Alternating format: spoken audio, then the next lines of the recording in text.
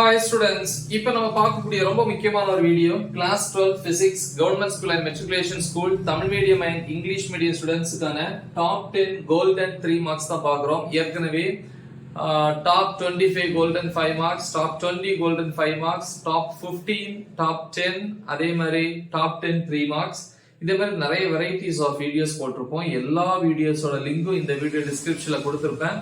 இது ரொம்ப ரொம்ப முக்கியம். கண்டிப்பா எக்ஸாம் போறதுக்கு முன்னாடி ஒரு தடவை ரிவைஸ் பண்ணிட்டு போங்க, ரைட்?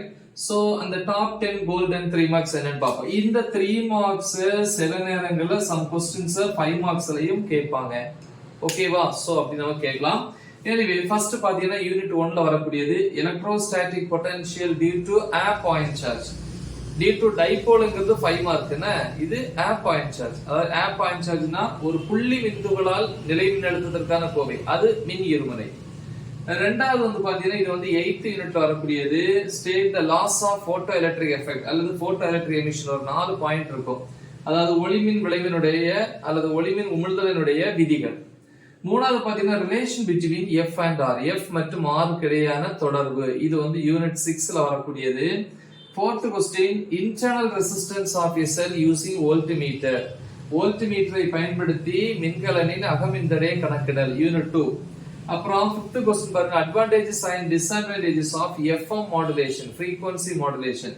அதாவது FM பண்பேற்றத்தினுடைய பயன்பாடுகளும் தீமைகளும், நன்மைகளும் தீமைகளும். FM பண்பேற்றம்னு சொல்லலாம், இல்லைன்னா தமிழ்ல அதிர்வெண் பண்பேற்றம்னு சொல்லுவாங்க. இது யூனிட் 10ல வரக்கூடியது. அப்புறம் யூனிட் 9ல பாருங்க spectral series of hydrogen atom, hydrogen அணுவினுடைய நிறமாலை வரிசைகள். ஓகே, அடுத்து 7th question Maxwell's equations in integral form. Okay, Maxwell சமன்பாட்டினுடைய தொகையீட்டு வடிவம், தொகை நுண்கணித வடிவம். அடுத்து 8வது question state and prove De Morgan's theorems. இது 10th யூனிட்ல வருது. டி மார்கன் தேற்றத்தை கூறி நிறுவுக.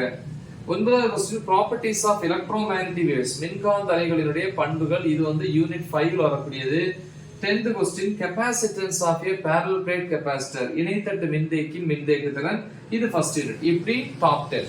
உங்களால முடிஞ்ச அடிஷனலா இந்த क्वेश्चंस ஒரு இடம் பார்த்து வச்சுக்கோங்க. படிக்க முடியற ஸ்டூடண்ட்ஸ் இல்லையா, படிச்சிருப்பீங்க. நான் ஏற்கனவே கொடுத்திருக்கேன்.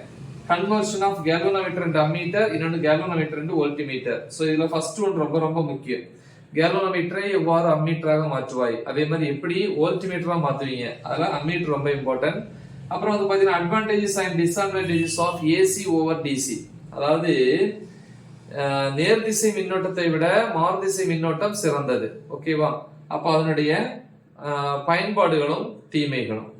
அப்புறம் பாருங்க 8th யூனிட்ல de Broglie wavelength of an electron, எலக்ட்ரான்களின் டி ப்ராலி அலைநீளத்திற்கான கோவை, அந்த எக்ஸ்பிரஷன்.